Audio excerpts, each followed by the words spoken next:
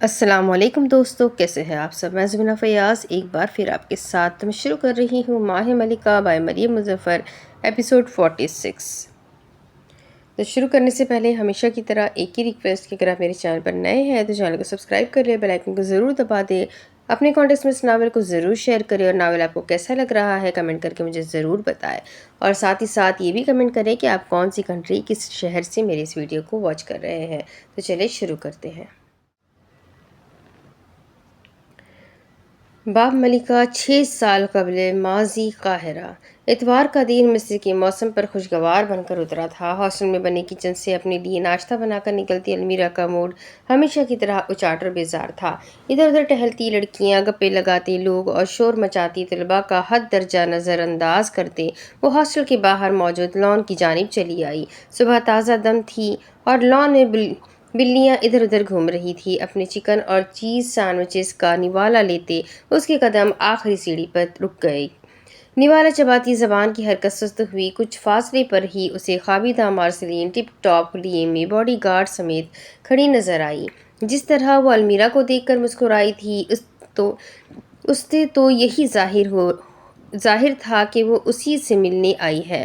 المیرا نے دیکھا کس طرح آج بھی لوگ ڈر کے مارے اس کے قریب بھی نہ بھٹکے۔ خوابیدہ مارسلین آگے آتے اس نے سرخ لمبے ناخنوں والا ہاتھ بڑھایا۔ المیرا نے ایک نظر اس کے ناخن پر ڈالی اور پھر دوسری بیزار نگاہ اس کے دلکش چہرے پر۔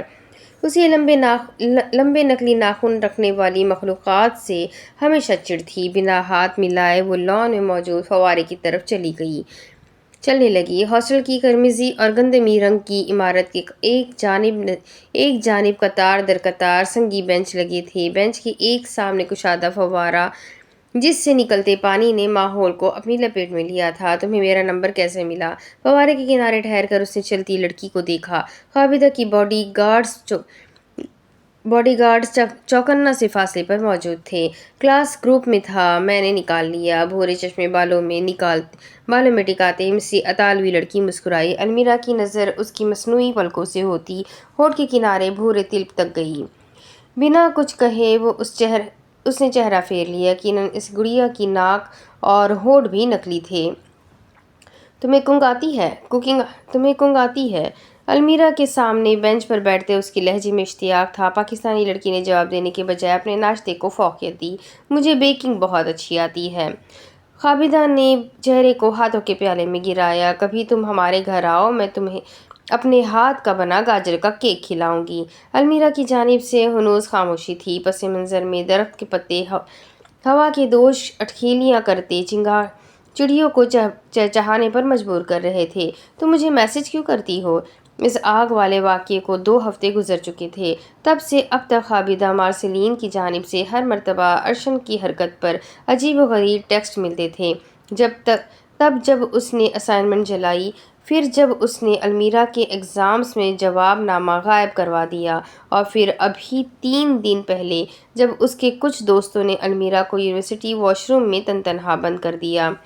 سامنے بیٹھی لڑکی کے سوال پر خوابیدہ اداسی سے مسکرائی۔ المیرا کو اندر کہیں عجیب سا احساس ہوا۔ مجھے تمہاری مدد چاہیے تھی۔ المیرا کے ہاتھ سینڈوچز پر سست ہوئے۔ اس نے پہلی بار اپنا اور سامنے والی کا موازنہ کیا۔ کہا المیرا جس نے تیل سے داغدار شرٹ، کھلی سی شلوار اور پھولدار اسکارف پر 2 دن سے کنگھی نہیں کی تھی، اور کہا وہ سامنے والی جس نے نیلی پھولدار میکسی کے ساتھ اونچی ہیلز، میک اپ اور گھنگرالے بال بلو ڈرائی کیسے کیے تھے۔ المیرا نے احتیاطاً اسے سرتا پیر دیکھا۔ میں جانتی ہوں تم اخی بھائی کی وجہ سے تنگ ہو، بس تنگ؟ المیرا نے دل میں سوچا، میں اس بزدل انسان سے نفرت کرتی ہوں، مسلسل تمہیں زج کر کے اپنی بہادری جتا رہے ہیں، مگر میں تمہیں ایک بات کہوں المیرا رازداری سے آگے آئے، ارشن مارسلین سے بڑا بزدل کوئی نہیں۔ المیرا نے اسے یوں دیکھا جیسے کہہ رہی ہو، واہ بہن، یہ بات تو مجھے پتہ ہی نہیں تھی۔ کیا تم اخی سے بدلہ نہیں لینا چاہتی امیرا؟ خوابیدہ کے چہرے پر ہمدردی تھی۔ المیرا کچھ دیر کے لیے اسے دیکھتی گئی۔ تم مجھے اپنے ہی بھائی کے خلاف اکسا رہی ہو؟ برف کی سی ٹھنڈک اس کے انداز میں تھی جس پر خوابیدہ نے گردن جھکا دی۔ میں اخی کو بچا رہی ہوں، लंबे नाखूनों से अपनी मैक्सी के कपड़े के साथ खेलती। उसकी आवाज़ आहिस्ता थी। वो बुरे नहीं हैं, बस डरपोक है और अपनी बुज़दिली को छुपाने की नीयत से लोगों को तंग करते हैं या उनको डरा कर रखते हैं। अलमीरा ने उसकी मालूमात पर नाक चढ़ाई। मेरा भी एक भाई बुज़दिल है, लेकिन छोड़ो, मुझे डर है वो दोबारा कुछ ऐसा ना करे जिस पर जद्दी दादा उन्हें इटली ना भेज दे। खाबिदा ने सर उठाया। मैं अपने भाई से दूर नहीं रह सकती। उसकी नम आंखों पर अलमीरा का सियाह दिल मोम ना हुआ। तो तुम भले उसके साथ चली जाना। खाबिदा ने नज़ाकत से आंखें साफ की। नामुमकिन है, जिद्दी मुझे मिस्र से बाहर नहीं भेजते। पर रोशन सुबह में आमने सामने दो मुख्तलिफ औरतें बैठी थी। अलमीरा को पहली मर्तबा खाबिदा के ख़ानदान में दिलचस्पी हुई। उसने इधर उधर से सुना था मार्सिलीन अयूबी सिर्फ एक ताजिर नहीं बल्कि मिस्र के माफिया में आमदरफ्त भी रखता है। तुम मुझसे क्या चाहती हो? सैंडविच ख़त्म करते उसने स्कार्फ से हाथ साफ किए। बॉडीगार्ड से पानी की बोतल लेते वो अब तकरीबन संभल चुकी थी जब उसने साथ रखे डिज़ाइनर पर्स में हाथ मारा। ये तुम्हारे लिए। नए महंगे फ़ोन का मॉडल निकाल कर अलमीरा के सामने बढ़ाया। मुझे मालूम है तुम्हारा पिछला मोबाइल ओकी की वजह से टूट गया है। ये इसका कसास समझ लो। सीने पर हाथ बांध कर बैठी लड़की की पुश्त पर फवारा था और सीध में खाबिदा की हथेली पर फ़ोन। वो जानती थी इस फ़ोन को लेना मदद की हामी भर देने के मुतादिफ था। मैं तुम्हें ख़रीद नहीं रही अमीरा, अपने भाई के किए नुकसान की भरपाई कर रही हूँ। कदरे हैरान होते उसका वजूद ढीला हुआ। सब्ज़ और नीली आंखों वाली लड़की की आंखें अलमीरा की हौसला अफजाई कर रही थी। मैं जानती हूँ तुम ताकत चाहती हो। मैं तुम्हारे मकसद की कामलियत में मदद कर सकती हूँ। खाबिदा कतरा कतरा अलमीरा के फैसले पर लगी गिरह खोल रही थी। हेजल आंखें कभी फ़ोन को देखती तो कभी फर्श को। ताकतवर दिखने के लिए ताकतवर होना ज़रूरी नहीं। झटके से नज़र मिलाते अलमीरा की आंखों की स्याही फैली। खाबिदा ने तोहफ़ा उसके कुछ करीब किया। अलमीरा की हाथों में खुजली हुई। यकीनन तुम्हारे एतराफ़ ऐसे बहुत से लोग हैं जो हकीकतन ताकतवर नहीं, मगर दुनिया उन्हें मजबूत और बहादुर ज़रूर समझती है। वो सही कह रही थी। अलमीरा ऐसे लोगों से वाकिफ़ है। उसका बाप मोहसिन हुसैन खोखला मगर दुनिया के नज़दीक कामयाब। उसका भाई ज़ारवान मोहसिन निकम्मा मगर घर वाले उससे घबराते थे। तीरा उसकी चचेरी दादी हासिद मगर कोई उसके खिलाफ नहीं जाता था। और सबसे आखिर में अरशन मार्सलीन, उसका हमजमा डरपोक मगर लोग उससे दबते थे। हैरत अंगेज़ तौर पर अलमीरा को उनमें से कोई भी खौफज़दा नहीं करता था। खाबिदा ने आईब्रो उचकाते कहा, तुम ताकत की तलबगार हो ना? अलमीरा ने मेकानिकी अंदाज में गर्दन हिलाते इकरार किया। तुम्हें मिल तो रही है ताकत, मैं दूंगी। अलमीरा ने मुठ्ठियाँ भींच ली। ये हकीकी ताकत नहीं, सिर्फ वक्ती मिलमा है। जानती भी हो दुनिया की नज़र में मजबूत कैसे बनते हैं। अतारवी लड़की के तासुरात रहमदिल थे। धोखे से जवाब सुनते अलमीरा सीधी होकर बैठी। फवारे से निकलते कतरे उसकी पुश्त भिगो रहे थे। झूठी हमदर्दी जताओ तो सब तुम्हारी वाह वाह करेंगे। कहानियाँ बनाओ तो हर कोई तुमसे बात करने पर मचलेगा। दुनिया को अपने नीचे लगाए रखो तो दुनिया वाले हमेशा पीछे आएंगे। अलमीरा का सांस सुस्त रवि से चल रहा था।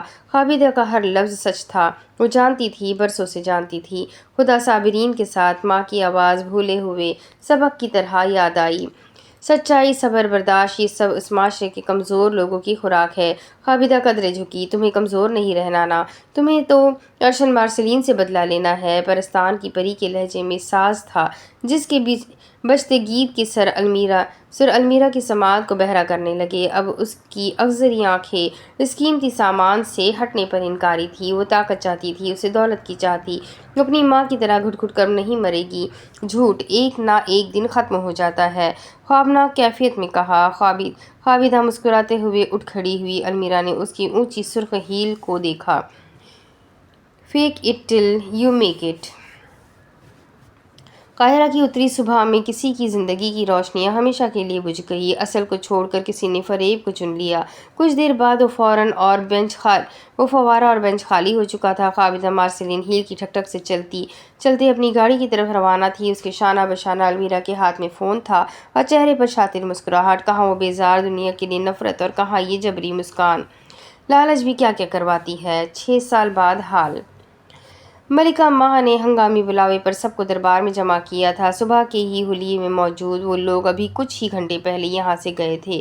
जब दोबारा दरो दीवार को در و دیوار کو ان کی منحوس شکلیں دیکھنے کو ملی۔ تخت پر بیٹھنے کی بجائے گل پشت پر بازو باندھے آج حاضرین محفل کے درمیان کھڑی تھی۔ اس کے ذہن میں کیا تھا اس سے فاصلے پر کھڑی المیرا بھی ناواقف تھی۔ یہ محل صبح کی پیش کردہ مسائل کو مد نظر رکھتے منعقد کی گئی ہے۔ امید کرتی ہوں جس کو یہاں آنے پر جو بھی تکلیف ہوئی اس کا ملبہ وہ میرے سر پر نہیں ڈالے گا۔ لوگوں کے درمیان مدھم ہنسی کا وقفہ آیا۔ المیرا کے ساتھ کھڑی ادوب نے اسے کوہنی ماری جسے نیم قیدی کسی خاطر میں نہ لائی۔ بحیثیت ملکہ میں یہ مکمل حق رکھتی ہوں کہ ریاست میں ہونے والا ہر فیصلہ میری مرضی کے مطابق ہو۔ سیڑھیاں چڑھتے ہوئے اپنے شاہی کرسی کے سامنے رکی۔ اور میرا فیصلہ یہ ہے کہ وزیر تبدیل کر دیا جائے۔ کہاں کا مسئلہ اور کیسا حل؟ صبح سے کھانے کے لالے پڑے تھے۔ بہن بہن کی پیاسی تھی اور ان کے حکمران کو دیکھو، سامان کی بجائے طبیب بدل دیا۔ سیاہ فام غمار اپنی جگہ پر بیٹھی رہی۔ اس کی آنکھوں میں الجھن تھی اور جسم اکڑا ہوا۔ محکمہ طب کا نظام اب سے منصف آلہ سنبھالیں گے۔ اب آتش فشائی کے بعد باری تھی بم کی۔ ملازمین میں بیٹھے دبیر کے کان کھڑے ہوئے اور آنکھیں قدرے پھیلی۔ سب نے اب دبیر السازار کو دیکھا۔ یوں لگ رہا ہے جیسے کمرہ جماعت ہے اور استاد اپنے نالائق طلباء کو ان کا نامہ اعمال سنا رہا ہو۔ ادوب کی سرگوشی پر المیرا قدرے مسکرائی۔ نظریں بار بار دوری پر موجود جلتی شمع کے ساتھ کھڑے مرد کو دیکھنے سے خود کو روک نہیں پاتی تھی۔ فاتر نے ایک بار بھی المیرا کو نہیں دیکھا اور المیرا نے فاتر کے سوا کسی کو نہیں دیکھا۔ مگر غمار ہماری قابل وزیر ہے۔ وبا اور مرض کے مسائل اس سے بہتر کوئی نہیں سمجھتا۔ نگار کے احتجاج پر گل کا حلق تک کڑوا ہوا۔ ایک بار تو دل میں آیا اس کے مکروہ چہرے پر تھوک دے اور بولے، کون سی وبا؟ انسانی جان کے سوداگر ہو تم لوگ۔ مگر پھر کماری کے انتباہ نے اس کی بے خودی جکڑ لی۔ وہ قابل عمل ہوگی مگر قابل اعتبار نہیں۔ گل نے سختی سے اپنی بات پر وزن دیا۔ اسے نگار اب خوف زدہ نہیں کرتی تھی۔ اس سے پہلے کوئی اور بھی رکاوٹ بنتا گل نے اگلا حکم صادر کیا۔ علاوہ ازیں میں کچھ اور بھی اہم تبدیلیاں کرنا چاہتی ہوں۔ سرخ گداز کرسی پر ٹانگ پہ ٹانگ چڑھاتے اس نے اپنے درباریوں کو دیکھا۔ کون شکار تھا اور کون شکاری؟ گل بس یہ جاننا چاہتی تھی۔ میں قیدیوں کے نگران کو بھی بدلنا چاہتی ہوں۔ تیسرا اونٹ عبداللہ پہاڑ تلے آیا۔ سرمے سے لدی ایک نکلی اور ایک سیاہ آنکھ، ہاتھوں میں کنگن اور ماتھے پر سنہری ٹوپی والے اس مسخرے کو دیکھتے سب نے نظریں چرائیں۔ نگار کے پیچھے کھڑا وہ تو یوں تھا جیسے کاٹو تو بدن میں خون نہیں۔ میں قیدیوں کے نگران اب سے اپنی خادمہ اور سابقہ مشیر خاص ادوب کو منتخب کرتی ہوں۔ خاموشی چہمگوئیوں میں بدلی عاجزی حیرت میں۔ جو اس تماشے سے لطف اندوز ہو رہے تھے اس میں شمار بس کامل اور بھمن کا تھا۔ ان کی اپنی ہی ڈیڑھ اینٹ کی مسجد تھی۔ یہ ناممکن ہے کہنے والا اس بار بھمن تھا۔ گل کے ماتھے پر بل اور آنکھوں میں ناسمجھی آئی۔ یہ طوطا کیوں ٹین کر رہا ہے؟ اور آپ کو کس نے حق دیا ملکہ کے فیصلے کو رد کرنے کا؟ اپنی آواز کو اونچا ہونے سے روکتے اس نے گہری سانس لی۔ اس کے کندھے کے قریب بیٹھی خود کو پنکھا جھولتی شہزادی ابیل تو اس کے بدلے تیور دیکھ کر رہ گئی۔ یہ خود تو مرے گی ساتھ اس کو بھی مروائے گی۔ بھمن اپنی جگہ سے اٹھا اور مجمع کے وسط میں آیا۔ معذرت خواہ ہوں ملکہ، آپ کی بات کی تردید میں نہیں یہ کتاب کر رہی ہے۔ پتلی اور چھوٹی سی نیلی کتاب بلند کرتی اس کی انگلی صفوں کے بیچ جمی تھی۔ گل کا سارا تنتنا، سارا غصہ اور ساری حکمت عملی ایک چال پر ریزہ ہو گئی۔ اس کتاب میں یہ صاف لکھا ہے، مرد قیدیوں کا نگران بس مرد ہو سکتا ہے۔ قسطی جسامت والے مرد نے کتاب سے نظر اٹھائی۔ آخر برابر حقوق بھی کسی چڑیا کا نام ہے؟ گل کا حلق خشک ہو گیا۔ بلندی کے قریب کھڑی المیرا کے لب ہلکے وا ہوئے۔ کامل اور بھمن کے چہرے پر سکون تھا۔ وہ ان کو انہی کی چالوں سے گرا رہے تھے۔ میں ملکہ ہوں اور میں قانون بدل سکتی ہوں۔ ہتھے پر ہاتھ مارتے اس نے نفرت سے بھمن کو دیکھا۔ اس کی نفرت میں کئی اندر خود پر غصہ بھی تھا کہ آخر اس نے پہچانا کیوں نہیں کہ کیا فریب ہے اور کیا حقیقت۔ یہ سوال آپ اپنی رعایا سے کریں کہ آپ واقعی ملکہ ہے یا بس تاج کی مالک۔ بھمن کے سچائی کے تھپڑ پر گل کا چہرہ آگ بگولا ہوا۔ خبر عام ہے کہ رعایا جلد ہی موجودہ حکمران کے خلاف احتجاجی ہڑتال کرے گی۔ ہڑتال ادھر جہاں پہلے ہی ساز و سامان نہیں۔ المیرا نے دل ہی دل میں سوچا۔ اسے یقین تھا فاتر بھی اس کا ہم خیال ہوگا۔ تبھی گردن گھمائی اور مایوسی جھولی میں چھپائی۔ وہ تو وہاں کسی بت کی مانند کھڑا تھا جس میں روح پھونکے جانے کی اشد ضرورت تھی۔ یقیناً کل کا واقعہ اب تک تازہ تھا۔ ہم بات چیت کر کے درمیانی راستہ نکال لیں گے، بہتر ہوگا آپ اپنی ریاست کی بھاگ دوڑ سنبھالیں۔ گل نے بھمن کو بیٹھنے کا اشارہ کیا، مگر شاید اس طوطے کو کسی نے آج بولنے کی چابی دی تھی۔ کس سے مذاکرات کریں گی میری ملکہ؟ دوست ملک سے، دشمن ملک سے یا اپنی عوام سے؟ گل جان کا بس نہیں تھا اس آدمی کو جان سے مروا دے۔ جبر کرتے اس نے سپاہیوں کو آواز لگائی جب بھمن پاشا کروفر سے ماہ کامل کے ساتھ جا کر بیٹھ گیا۔ پالتو کہیں کا! خادمہ ادوب نے اسے نفرت سے دیکھتے المیرا کے کان میں کہا۔ بھمن کے چہرے پر مسکراہٹ یقیناً کامل کی حوصلہ افزائی کی وجہ سے تھی۔ اس عورت کے شانہ بشانہ بیٹھ کر نہ جانے وہ خود کو کہاں کا فاتح سمجھ رہا تھا۔ پالتو کہیں کا! المیرا نے زیر لب کہا جب ماہ کامل نے بھمن کے کندھے پر ہاتھ رکھتے تعریفی انداز میں اسے سراہا۔ 14 دن اور ان پر گھیرا تنگ ہو رہا تھا، نیزے حلق کو آ چکے تھے، موت دروازے پر منتظر تھی۔ 14 دن اور وہ اب بھی راز و نیاز سے واقفیت نہیں رکھتے تھے۔ دوپہر کا وقت تھا اور اس موت کی سرنگ میں سانس کی کمی تھی۔ ابھی 2 پل پہلے خبر ملی تھی کہ اپنے کمرے میں موجود 2 عورتیں ایک دوسرے پر کھانے کی قلت کی وجہ سے جھپٹ پڑی اور اب ان میں سے ایک بری طرح زخمی تھی جبکہ دوسری کو سزا کے طور پر تہہ خانے میں بند کر دیا۔ تہہ خانہ ماہ ملکہ کی غلیظ اصلیت۔ بہانے سے روز کئی لوگ وہاں جاتے اور پھر واپس کبھی نہ آتے۔ آئیں گے بھی کیسے؟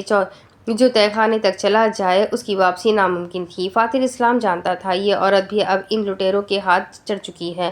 ابتدائی دنوں کے مقابلے قلعہ اب بے رونق تھا۔ انسان کا پیاسا بن گیا اور جسم سے توانائی ناتواں ہو گئی۔ فاتح اسلام کل سے اب تک زندہ لاش کی مانند باورچی خانے میں بند تھا۔ نہ اس نے منہ کھولا، نہ کسی کے استفسار پر کوئی رد عمل دیا۔ وہ ہر شے سے خود کو کنارہ کر چکا تھا، یہاں تک کہ المیرا سے بھی۔ کتنی آس اور امید سے دیکھا تھا اس نے اور کتنے جبر اور بیگانگی سے فاتح نے نظر پھیری تھی۔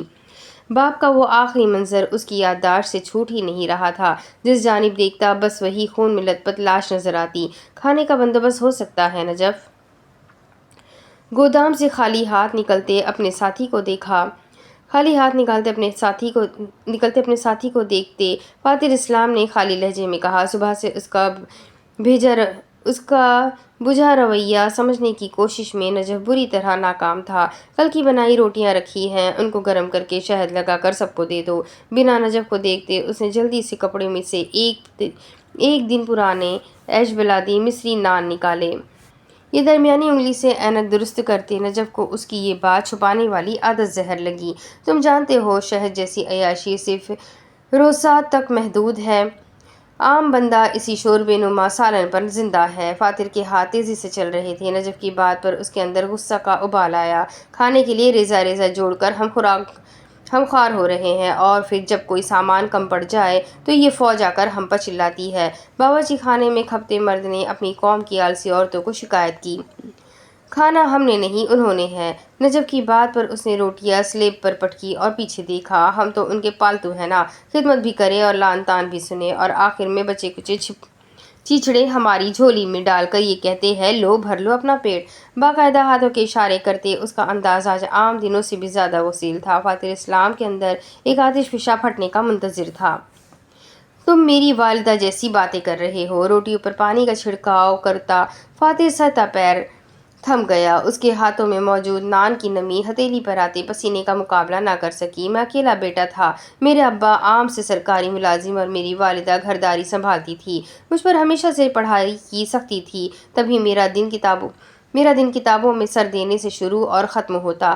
نجف اب ایک طرف موجود تندور میں کوئلے گرم کر رہا تھا۔ فاتح میں ہلنے جلنے کی صلاحیت مجروح رہی۔ میں نے پوری عمر اپنی ماں کو ہی گھر کا نظام سنبھالتے دیکھا ہے۔ خرامہ ہی وہ کبھی زندگی کا فیصلہ اپنی خواہش کو آگے رکھ کر کرتی تھی۔ والد صاحب کا ایک ہی اصول تھا، صبح نوکری پر آنا، رات کو گھر آ کر اخبار پڑھنا یا بیوی کو کاہلی کے طعنے سنانا۔ فاتح نے سلیب کا سہارا لیا۔ اوائل مجھے وہ سب مناسب لگتا، کیا سب کو ہی مناسب نہیں لگتا کہ عورت پورا دن خوار ہونے کے باوجود بھی طعنے سنے؟ آخر وہ کرتی کیا ہے؟ آپ کی خواہش کا احترام اور آپ کی سہولت کا خیال، یہ تو کوئی اتنا عظیم کام نہیں۔ نجف فاتح کے ذہن میں سوال کی امنگ جگا رہا تھا۔ مصری مرد کی نگاہوں کے سامنے کچھ بھولے مناظر آئے۔ اس کا باپ تھک ہار کر گھر آیا۔ اس کی ماں نے مروتاً بھی کھانے یا پانی کا نہیں پوچھا، الٹا کمرہ بند کر کے بیٹھ گئی کہ میاں نے اپنی حیثیت سے بھر کر سالگرہ پر اسے تحفہ کیوں نہیں دیا۔ اس کا باپ ہفتے سے شہر سے باہر تھا اور بلا ناغہ کر کے حال احوال پوچھتا۔ اس کی ماں نمبر تو چھوڑو، لینڈ لائن بھی نہ اٹھاتی، کیونکہ میاں نے رشوت کے ملنے والے گھر کو انکار کیا تھا۔ وہ اپنے باپ کے ساتھ اکیلا گاڑی کی پچھلی سیٹ پر بیٹھا گلے میں ڈالے میڈل کو دیکھ رہا تھا، اور باپ مسلسل اپنی بیوی کو کال ملانے میں مصروف، کیونکہ بیٹے کے مقابلے کی بجائے وہ اپنی ایک دوست کے ساتھ سیاحت پر نکل پڑی۔ نجف کی آواز اسے حال کے دورانیے میں واپس لائی۔ میاں بیوی گاڑی کے 4 پہیے ہوتے ہیں، مگر ہمارے معاشرے میں میاں ڈرائیور ہوتا ہے اور بیوی گاڑی کو دھکا لگانے والی۔ ڈرائیور سب کی داد لے جاتا ہے اور بیوی دھکا لگا لگا کر اپنی ذات بھلا بیٹھتی ہے۔ کوئلے چٹکنے کی آواز اور ان کی جلتی آگ نجف کی عینک پر منعکس تھی۔ کچھ دیر دونوں کے درمیان خاموشی رہی۔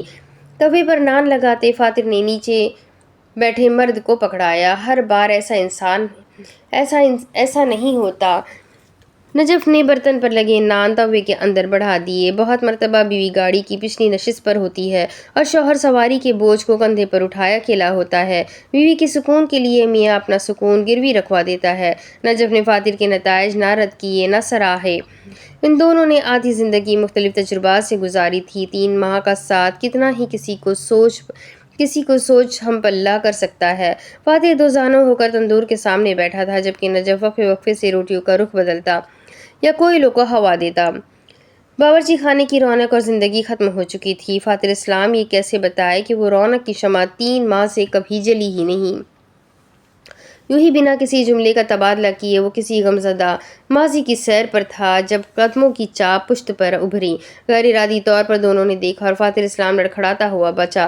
سامنے وہ کھڑی تھی جو نفرت ہو یا محبت بھرے مجمع میں بغیر ہچکچائے اسے دیکھتی تھی۔ خاکی لباس اور سیاہ واسکٹ والی المیرا عنایت محسن کے ہاتھ میں زنجیریں تھیں اور آنکھوں میں خالی پن۔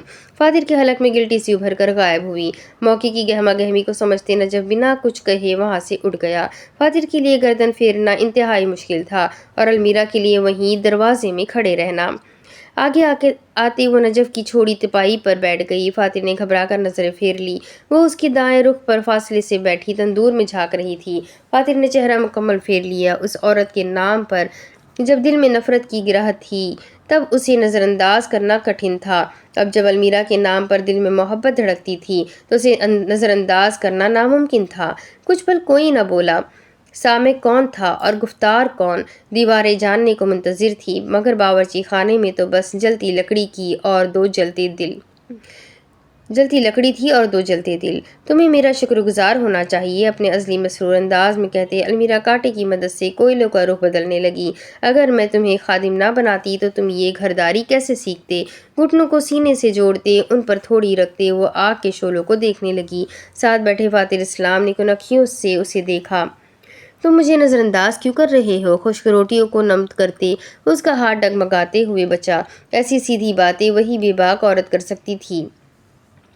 میں نے کب نظر انداز کیا؟ جھوٹ بولنے کا ایک اصول، سوال دہراؤ۔ نظریں چراتے وہ آگ کے کچھ قریب ہو کر بیٹھا۔ لمبی پلکوں تلے آنکھیں پرکشش اور پرخوف تھیں۔ جب سے وہ یہ نہ کہہ سکی تمہارے باپ کے قتل کے بعد، جب سے تم نے مجھے کہا کہ تمہیں مجھ سے عقیدت ہے۔ فاتر کے لیے اگلا حملہ پچھلے سے بھی زیادہ بھاری تھا۔ پکوان دان نے گال کا اندرونی حصہ کاٹا۔ آگ کے شعلے یکدم ہی تیز ہوئے۔ المیرا جو ان کو بھڑکا رہی تھی محفوظ سی ہوئی۔ فاتر ابھی تک اس سے رخ پھیر کر بیٹھا تھا۔ المیرا کا بس نہیں چلا کہ اس آدمی کو بھی تندور میں جھونک دے۔ کچھ دیر وہی مقدس خاموشی ان میں تیسرے کا کردار ادا کرنے لگی۔ تمہیں واقعی مجھ سے عقیدت ہے؟ المیرا کے سوال میں کہیں اندر ناز ٹوٹ جانے کا خوف تھا۔ خادم کے حرکت کرتے ہاتھ رک گئے۔ وہ المیرا کی پر امید نظروں کو اپنی پشت پر محسوس کر سکتا تھا۔ لرزتی پلکوں کے پار پچھلے دن کے مناظر ٹکڑوں میں چلے۔ وہ لمحے خوبصورت تھے، بے فکر، پرعزم اور مستقبل سے نالا۔ نہیں، میں نے جھوٹ کہا تھا، تمہاری زبان نہ گر جائے۔ جھوٹ بولنے سے پہلے المیرا نے ہنکار برتے اس پر ایک سلگتی نگاہ ڈالی۔ فاتر نے ہونٹوں کا کونا آسودگی سے اٹھایا۔ وجود میں گہرا ملال تھا۔ تمہاری نیک صحبت کا اثر ہے، ورنہ الحمدللہ پہلے تک محفوظ تھا۔ میری صحبت کا تم پر اثر ہوتا تو عقیدت کے سوا تمہیں کچھ اور ہوتا۔ مثلاً کیا؟ پے در پہ جواب دیتے فاتر نے ذرا سا چہرہ پھیرا اور تندور سے گرم روٹیاں نکالی۔ المیرا براہ راست اس کے غمگین چہرے کو دیکھ رہی تھی۔ جب فاتر نے ایک غیر ارادی نگاہ ملائی، ایک جھلک اور وہ زیر ہو گیا۔ بولوں گی تو بدنام ہو جاؤں گی۔ دل میں بجھتے جل ترنگ پر بحری ہوتے المیرا نے نظروں کا زاویہ نہ موڑا۔ فاتر نے دانستہ اس کے زنجیر زدہ ہاتھ میں پکڑے چمٹے کو دیکھا اور ہاتھ بڑھایا۔ آہستہ سے المیرا کے ہاتھوں سے چمٹا لیتے وہ دو مزید کوئلے ڈالے۔ المیرا نے ناسمجھی سے اسے دیکھا، کیا وہ کچھ غلط کر رہی تھی؟ جب فاتر نے مصروفیت کے درمیان اقرار کیا، تمہارے دفاع میں شہرک کاٹنے کو تیار تھا، کہو جو کہنا چاہتی ہو، تمہاری نام کی حفاظت بھی اب سے میرے ذمے ہے۔ الجھی ہوئی المیرا اس عام سے اعتراف پر الجھنے لگی، اپنے کام کی جانب متوجہ فاتر اس بات سے بے خبر تھا۔ اس کے الفاظ المیرا کے دل میں امید کی کوپلوں کی غذا ہے۔ میں کچھ غلط کر رہی تھی کیا؟ تم نے مجھ سے چمٹا کیوں لیا؟ پہلی کی المیرا شاید اس گستاخی پر فاتر کو دو کھڑی کھڑی سنا دیتی۔ آج کی المیرا نے اسے گستاخی کی بجائے تصحیح جان کر سوال کیا۔ شاید محبت نے اسے بے وقوف بنا دیا تھا، یا پھر وہ درگزر کرنا سیکھ رہی تھی۔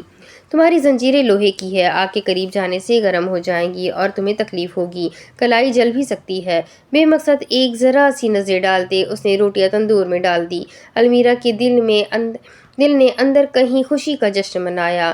وہ اسے دور کر کے بھی دور نہیں رہ سکتا۔ المیرا چہرے کو ہاتھوں کے پیالے میں گراتے آگے جھکی۔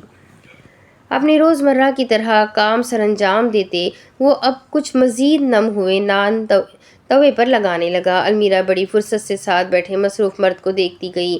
کونی تک چڑھی آستین، پیشانی پر جھولتی ایک گول ہوئی زلف اور نقوش وجہ نظروں کی نرمی محسوس کرتے اس نے بے دھیانی میں سامنے دیکھا۔ المیرا مسکرا رہی تھی۔ فاتر نے آئی برو چکاتے وجہ پوچھی، کیا یہ خیر خواہی کا نیا طریقہ ہے؟ پہلے نظر انداز کرو اور پھر پرواہ کرو۔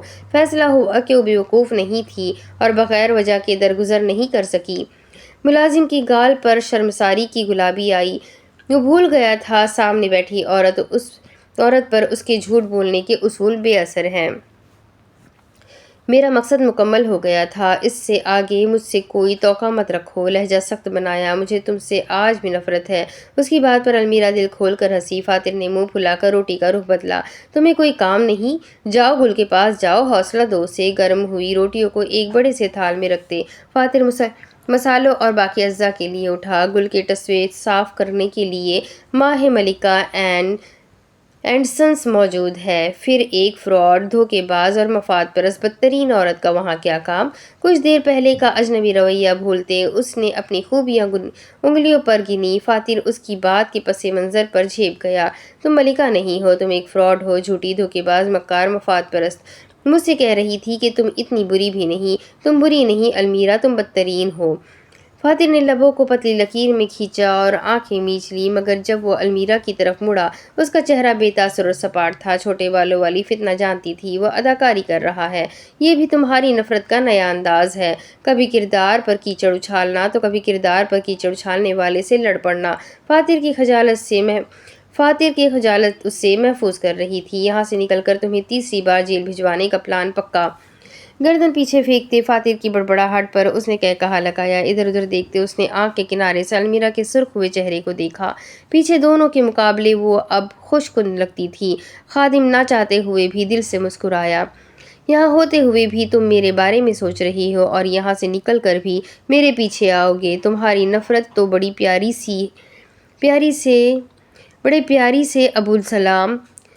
پیاری ہے ابو السلام۔ المیرا نے سیدھا اس کی آنکھوں میں دیکھتے آئی برو چکائی۔ مسکراتے ہوئے مرد کو سکتہ لگا، غلط وقت پر صحیح نظر مل گئی۔ اس کی تو دھڑکن، بصیرت، سماعت، سفر اس عورت کا راج تھا۔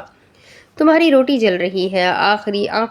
اخضری آنکھوں نے بنا آگے پیچھے دیکھے اس کی معلومات میں اضافہ کیا۔ خادم خاص نے بوکھلاتے ہوئے تندور کو دیکھا، وہاں باقاعدہ سرمئی دھواں نکل رہا تھا۔ یہاں فاتر نے کھانستے ہوئے کوا باہر نکالا، وہیں تپش کی وجہ سے اس کا ہاتھ جل گیا۔ سسکتے ہوئے اس نے ہاتھ ہٹایا۔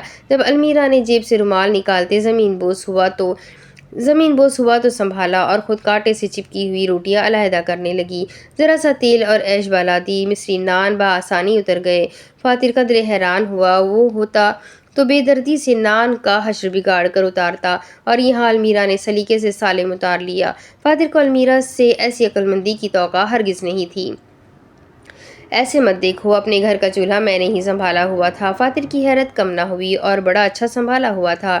بے شکن پیشانی اور شادماں تاثرات لیے وہ فاتر کو بے الفاظ کر گئی۔ اس نے کبھی المیرا جیسی اناپرست اور مصنوعی لڑکی کو ایسے حلیے میں نہیں سوچا تھا۔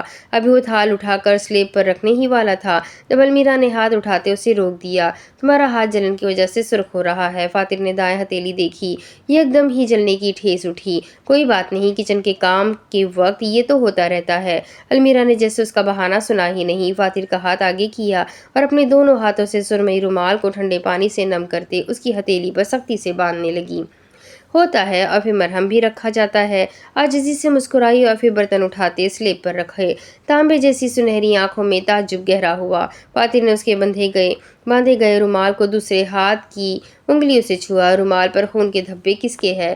میرے، المیرا نے یوں کہا جیسے مفت کا خون ہے۔ فاتر کی بھویں تن گئی۔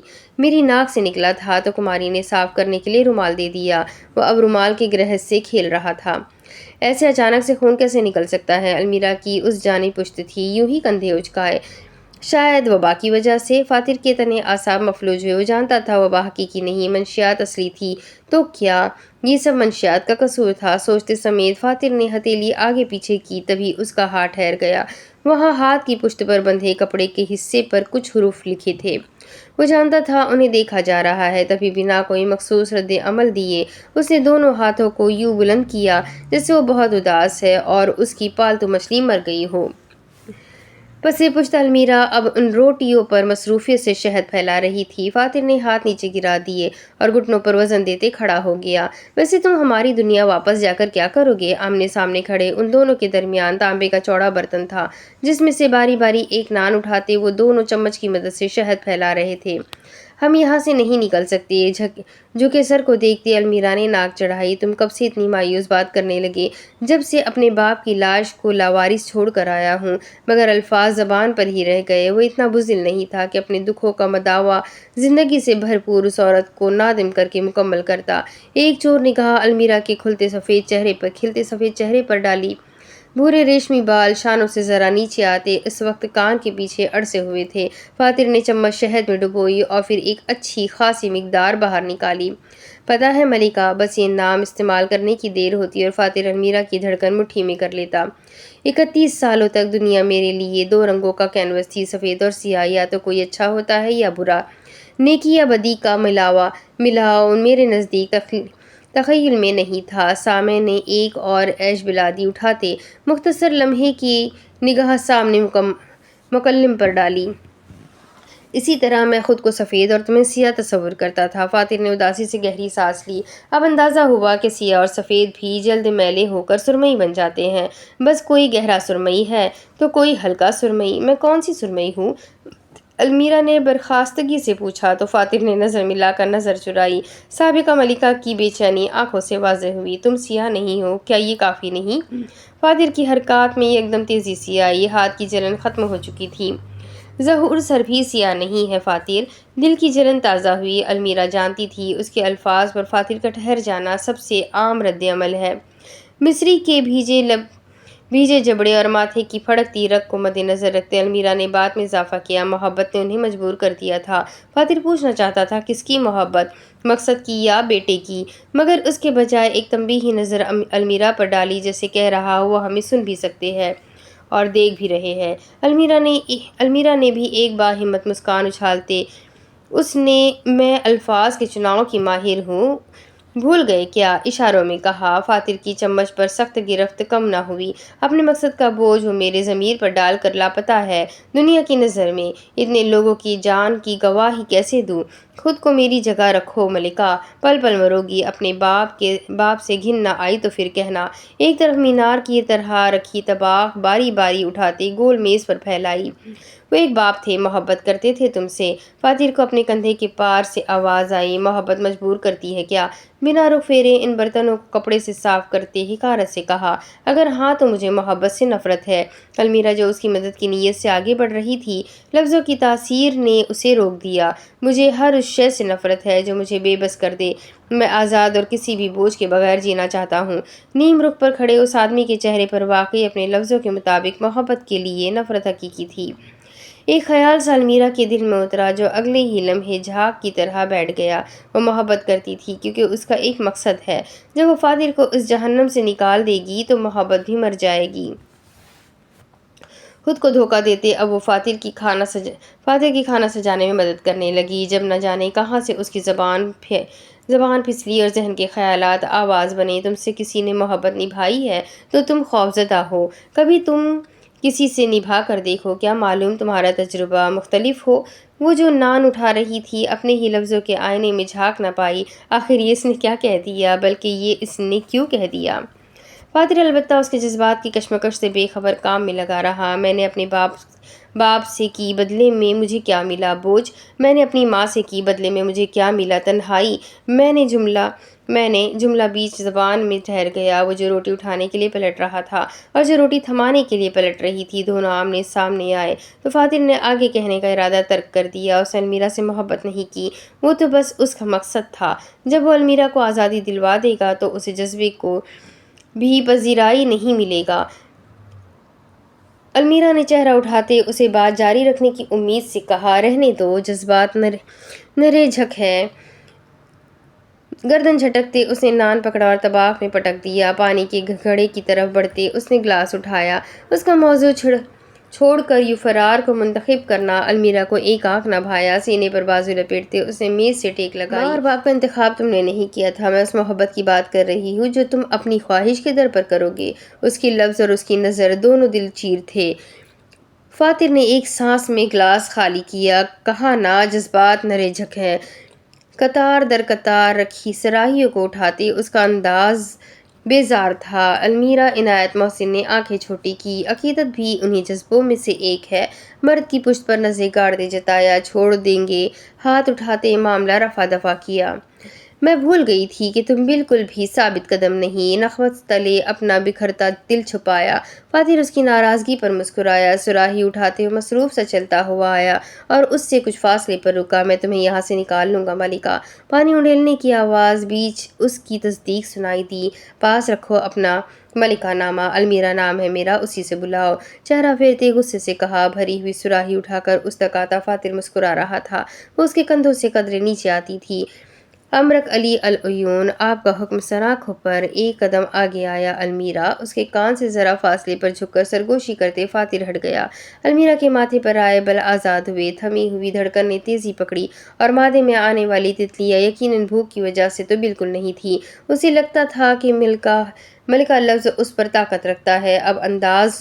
اب اندازہ ہوا طاقت لفظ میں نہیں، اس مرد کے انداز میں تھی۔ وہ ملکہ بلائے یا المیرا، پس پردہ عقیدت ہی ہوتی تھی۔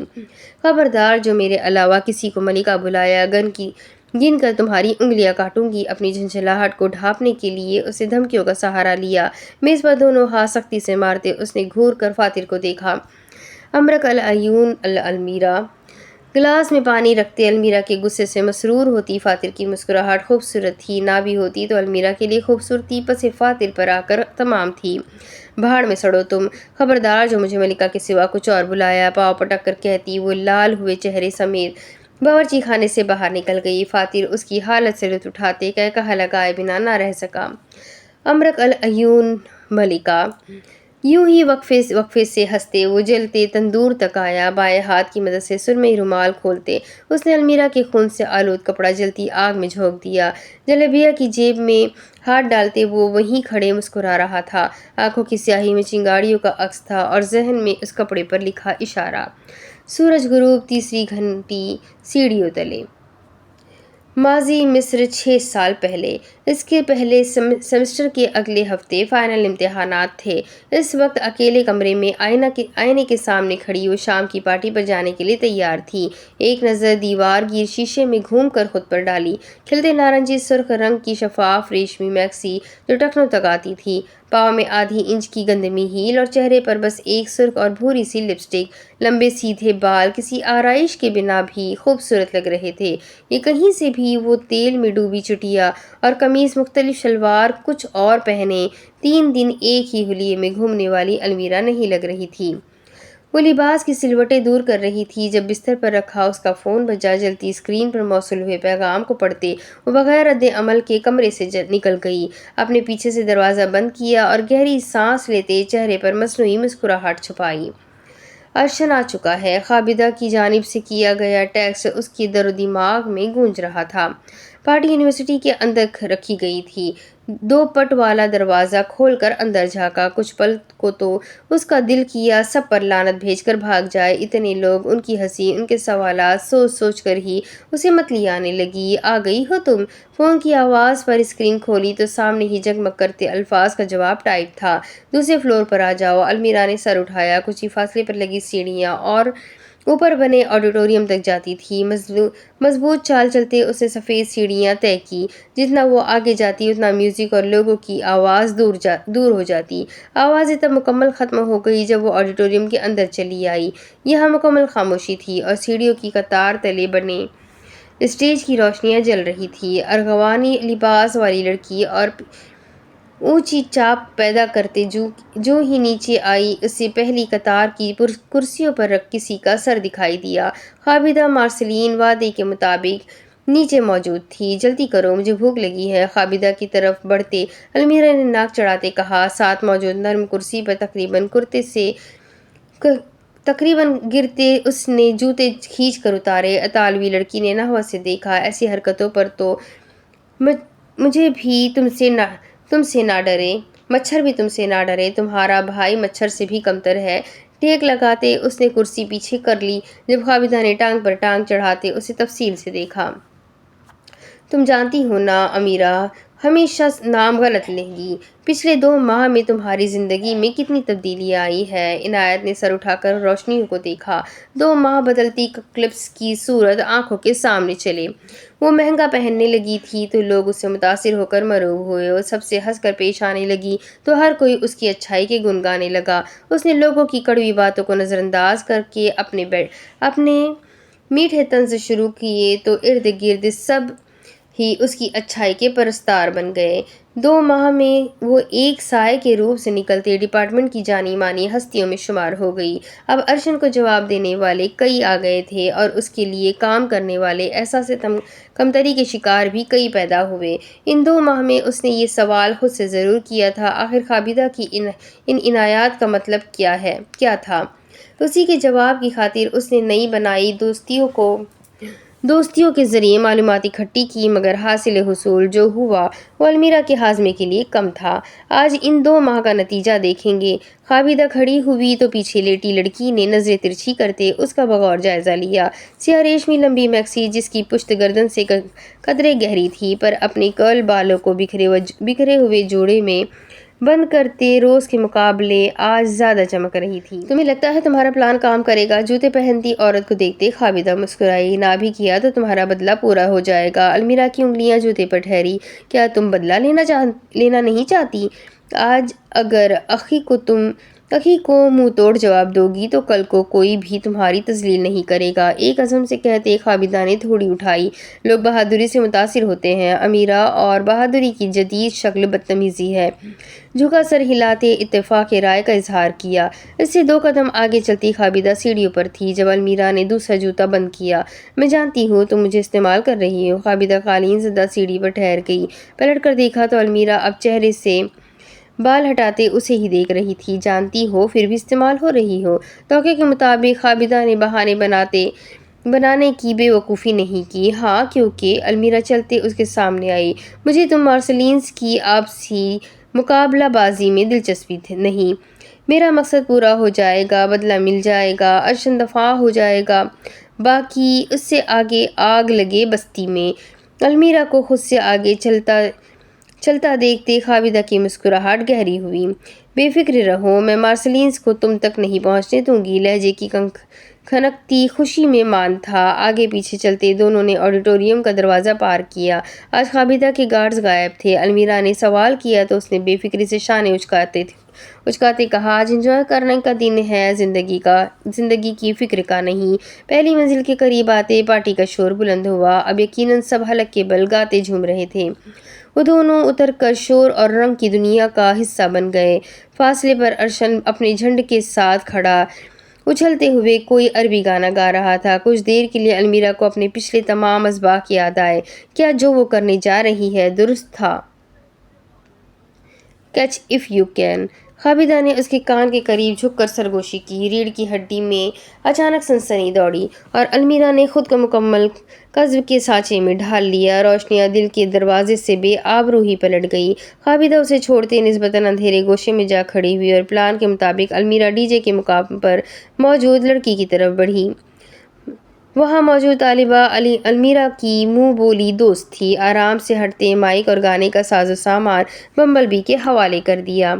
وہاں دور کھڑی خابدہ نے فون پر کچھ انگلیاں چلائیں۔ یہاں المیرا نے تمام آوازوں کا راستہ بند کیا اور ہال میں شانتی چھا گئی۔ لوگوں کے تاثرات سوالات میں الجھے۔ مائک میں کھنکارتے ارغوانی فراک والی عورت نے سب کو متوجہ کیا۔ بظاہر مسکراتی وہ دل ہی دل میں ان پر لعنت بھیج رہی تھی۔ مجمع میں موجود ارشن کے چہرے پر حقارت بھری مسکان آئی۔ ناچ گانے سے روکنے کے لیے معذرت، برائے مہربانی وہاں کھڑے میرے مرنے کی دعا مت کیجیے گا، بکھری عربی میں کہے اس کے جملے پر جہاں سمجھنے والوں میں جوش کی لہر دوڑی وہاں نہ سمجھنے والے بیچارے منہ تک رہ گئے۔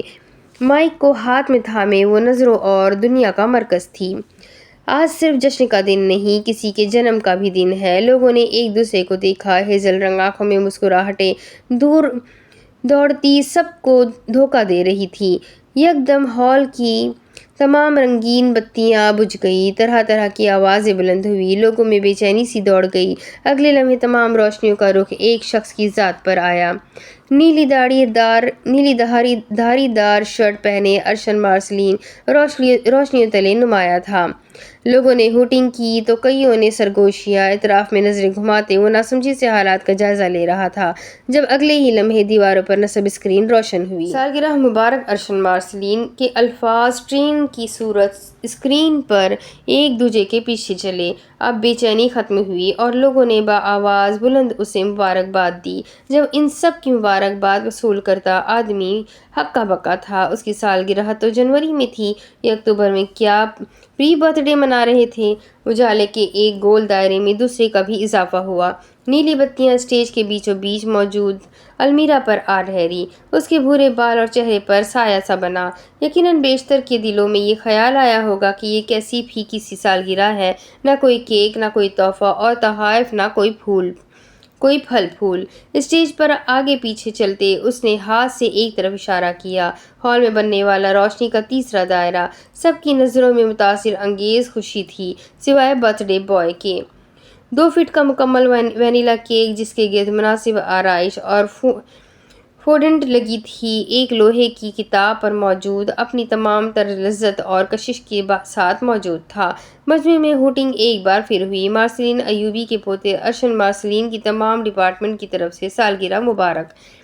2 ویٹر ٹرے میں سجے کیک کو گھسیٹتے ارشن تک لائے۔ وقتی حیرت اب خوش اسلوبی میں بدل گئی۔ کیا ہوا جو سالگرہ نہیں تھی؟ کیک تو بھائی کیک ہوتا ہے۔ دھاڑی دار شرٹ والے مرد کو ہاتھ میں چمڑی تھماتے سب روشنی کے ہالے سے ہٹ گئے۔ یہاں اس نے ہلکے سبز رنگ کی کریم میں چھری گاڑی۔ وہیں المیرا کے ضمیر نے ایک آخری ناکام کوشش کی۔ نفس نے ہاتھ جھلا کر ضمیر کو بکتے رہو کہہ کر نظر انداز کر دیا۔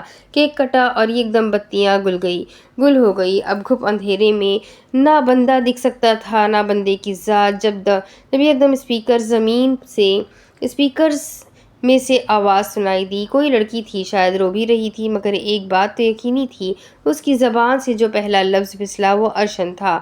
آواز آہستہ آہستہ اونچی اور جملے واضح ہونے لگے۔ ارشن مجھے 4 ہفتوں سے مسلسل ہراساں کر رہا ہے۔ اس نے کیفے میں بدتمیزی کی جس پر میں نے غصے میں آتے اسے تھپڑ دے مارا۔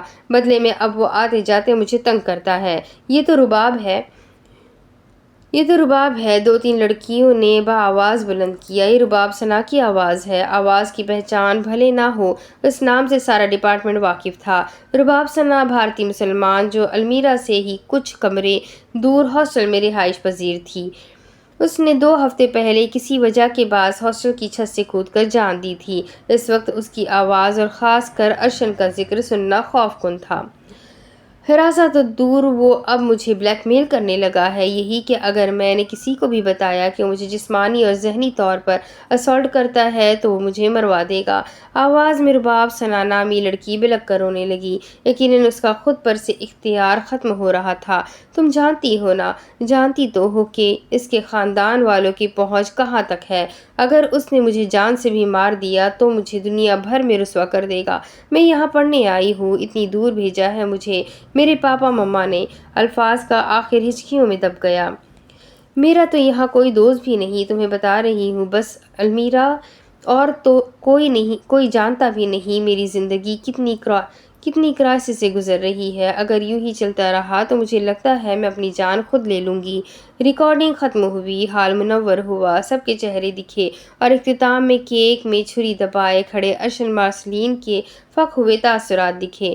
اس کا سارا وجود برف بن چکا تھا، ہاتھوں میں پسینہ الگ جمع اور لب ہلکے ہوا۔ جہاں لوگوں کی نظروں میں کچھ دیر پہلے جوش اور رنگ تھے، وہاں اب نفرت اور بے رونقی تھی۔ یک دم گرد و نواح کا رخ مجرم کی طرف پلٹا۔ یہ ریکارڈنگ رباب ثنا کی موت سے 3 دن پہلے کی ہے۔ ارشن مارسلین اسے مسلسل اپنے گھر میں ہونے والی پارٹی پر انوائٹ کر رہا تھا۔ رباب کے انکار پر اس نے کہا، ایوبی خاندان کے وارث کو انکار کر کے اپنی موت پر قلم مت توڑو۔ ارشن کی خالی نگاہیں آہستگی سے اسٹیج کی جانب اٹھی، جہاں وہی نارنجی سرخ لباس والی عورت مائک لیے بول رہی تھی۔ المیرا عنایت محسن کی آنکھوں میں جتاتا تاثر تھا اور وجود جیت سے سرشار۔ یہ جذبات صرف اسے دکھے، ورنہ باقیوں کی نگاہوں میں اس وقت المیرا کا وجود غم اور ملال کی بہترین تصویر پیش کر رہا تھا۔ تم لوگوں کی بزدلی اور تم لوگوں کی ڈر کی وجہ سے آج ایک معصوم نے اپنی جان دی ہے۔ لوگ جو ارشن کو نفرت سے دیکھ رہے تھے، المیرا کے کہنے پر انہوں نے خود کے گریبان میں جھانکا۔ نہ جانے اور کتنی رباب ثنا آئیں گی، کتنے ارشن مارسلین پیدا ہوں گے اور کتنی المیرا عنایت محسن کو ان کی سیاہ کاریاں دنیا کے سامنے لانی ہوں گی۔ تلخی سے کہتے سناٹے میں اس کی آواز گونجی، مگر ہر رباب ثنا کے لیے المیرا عنایت محسن نہیں آتی، مگر ہر رباب جیسی لڑکی کے لیے ارشن جیسے بھیڑیا ضرور آتا ہے۔ ہاکوں کی طرح سپاٹ لائٹ تلے کھڑی اپنی رقیب کو دیکھتے اس کا ذہن سوچوں کی مت بھیڑ میں تھا۔ دل میں بولنے کی عارض تھی، مگر زبان فلاح زدہ ہو گئی۔ کیا تم سب اب بھی ایسے انسان سے خوف کھاؤ گے جس نے ایک معصوم لڑکی پر ذہنی اور جسمانی تشدد کیا؟ کیا تم لوگ اب بھی ایک قاتل سے خوف زدہ ہوں گے؟ لوگوں کی آنکھوں میں لہو تھا، جبڑے تنے ہوئے تھے اور وجود شرمسار۔ پستی پر کھڑا ارشن آج قدرے اندھیرے میں تھا، بلندی پر کھڑی المیرا آج مکمل روشنائی میں۔ ایک ظالم کی پشت پر قدم رکھتے اس نے اپنے گناہوں کا اینٹ در اینٹ محل تعمیر کیا۔ بجری کی جگہ جھوٹی کہانیاں، ریت کے نام پر کذب میں ڈوبی تعریفیں اور اینٹوں کے بجائے دوسروں کے کچلے دل۔ ہال کا دروازہ کھلا اور پلان کے مطابق عابدہ کے 2 گارڈز اندر داخل ہوئے۔ المیرا کی تو خواہش تھی کوئی 10-15 لوگوں اس کے ہم جماعت کو اچھا خاصا پیٹتے، مگر خیر بدلہ لیتے وقت بھی کچھ سمجھوتے کرنے پڑتے ہیں۔ گارڈز اب ارشن کو بحفاظت نرغے میں سے لے کر جانے لگے۔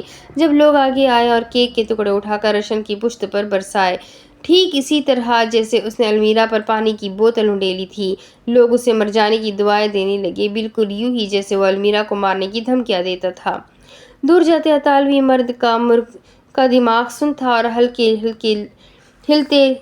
اور لب ہلکے ہلتے ایک ہی جملہ دہرا رہے تھے، یہ سب جھوٹ ہے۔ سابقہ جفاکار مقام چھوڑ کر دروازے سے باہر چلا گیا، خالی جگہ پر ہوئی اور المیرا عنایت محسن کو حق کی دنیا نے نم آنکھوں سے ظلم کی سرکاری پر بیٹھتے دیکھا۔ ایک سیمسٹر مکمل ہو گیا، امتحانات ہو گئے اور اب تعطیلات سرما تھی، جس کی ڈھلتی شام میں پرندے گھروں کو جا رہے تھے اور کچھ گدھ مردار نوچنے نکلے تھے۔ وہی فورن جہاں کچھ ماہ پہلے مجلس سے ابلیس لگی تھی اور المیرا نے عابدہ سے ہاتھ ملائے تھے، آج وہ فوارہ تو بند تھا، مگر المیرا بے لگام نفس کے ساتھ موجود تھی۔ سرمئی موٹی شال سے خود کو لپیٹے اس نے ہاتھوں کو اچھے سے ڈھکا تھا۔ فوارے کے کنارے بیٹھے المیرا سر اٹھائے ہاسٹل کی اسی چھت کو دیکھ رہی تھی جہاں سے رباب ثنا نے چھلانگ لگائی تھی۔ اس کی موت کی وجہ سے سب ناواقف تھے، ماں سمیت المیرا کے بھی۔ رباب اس سے اپنے غم بانٹنا دور اس کی سمت دیکھنا بھی گرا تصور کرتی تھی۔ تم دنیا کو بیوقوف بناؤ، مجھ سے دور رہو، میں جانتی ہوں تمہارے اندر کا اصل کس قدر لالچی اور کھوکھلا ہے، مگر اب بھی وقت ہے، لوٹ آؤ اس سے پہلے کہ تم کوئی ایسا گناہ کر دو جس سے واپسی صدیوں جتنی ہو۔ رباب ثنا نے زندگی میں ایک ہی بار المیرا کو مخاطب کیا تھا، اپنی موت سے 3 ہفتہ پہلے۔ اس کے بعد زندگی نے رباب کو مہلت نہ دی مگر المیرا کو موقع ضرور دے دیا۔ تم اخی سے بدلہ لینا چاہتی ہو تو ذرا سا جھوٹ بولنے سے کیا ہوگا۔ لائبریری میں موجود ان کے ارد گرد کتابیں تھیں جب المیرا نے رباب کی موت کا ذکر خابدہ سے کیا۔ مگر وہ مر چکی ہے، کوئی نہیں جانتا اس کی موت کی وجہ کیا تھی۔ بالکل کوئی نہیں جانتا، یوں تمہارا جھوٹ کبھی پکڑا نہیں جائے گا۔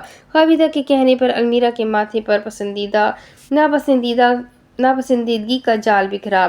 کیا میں تمہیں اتنی بے حس لگتی ہوں کہ ایک خودکش انسان کی موت کو اپنے فائدے کے لیے استعمال کروں؟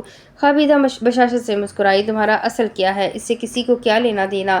دنیا ہمیں دیکھے گی جو ہم دکھائیں، دنیا وہ دیکھے گی جو ہم دکھائیں گے، وہ سنے گی جو ہم سنائیں گے، اور کبھی کبھار اس نے ایک کتاب سے اپنا چہرہ ڈھکا، وہی بولے گی جو ہم بلوائیں گے۔ رباب کی موت کے پیچھے ایک جھوٹی کہانی بنا کر ارشد مارسلین کو پھانسنا معیوب تھا، معیوب سے بھی بڑھ کر وہ غیر اخلاقی اور غیر انسانی تھا۔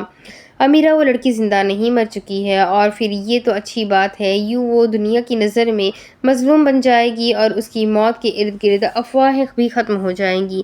تم ایک زاویہ سے دیکھو تو کسی کا بھلا ہی کر رہی ہو۔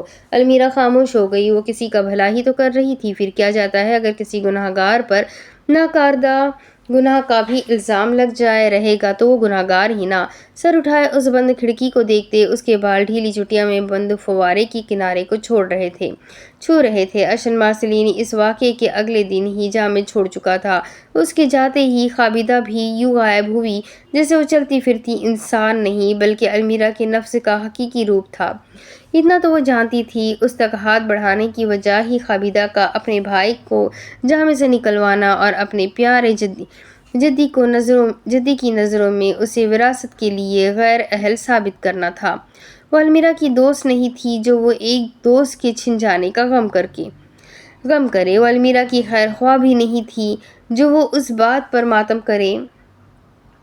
المیرا کی زندگی میں خابدہ مارسلین کا شمار ایسے لوگوں میں ہوتا ہے جو آئے اپنی چھاپ بنائی، دھکا دیا اور پھر بنا کچھ کہے یا جتائے غائب ہو گئے۔ اس کا مقصد مکمل ہو گیا تھا۔ وہ اپنی ماں جیسی نہیں بنی، اب دنیا اس کی بھی ویسی ہی پرستش کرے گی جیسے اس کے گرد موجود ظالمین کی کرتی ہے۔ میری ایک بات ہمیشہ یاد رکھنا، مواقع پیدا کیے بغیر جینے سے موت بہتر ہے۔ محسن حسین کی آواز اس ابھرتی شام میں اس کی آنے والی زندگی کا محور بن گئی۔ مواقع پیدا کیے بغیر جینے سے موت بہتر ہے، زیر لب دہراتے اس کی گردن کھڑکی کو دیکھتے اکڑ گئی تھی۔ دھوکہ فریب سے ہٹ کر بات کرو تو المیرا کو قطعی رباب ثنا کی موت جاننے میں دلچسپی نہیں تھی۔ مرتی ہے تو مرے، میری کیا لگتی ہے۔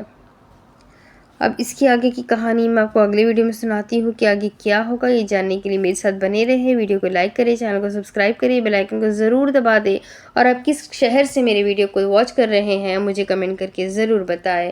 تو چلیں ملتے ہیں اگلے ویڈیو میں، تب تک کے لیے اپنا خوب سارا خیال رکھیں، مجھے بھی دعاؤں میں یاد رکھیں۔ اللہ حافظ۔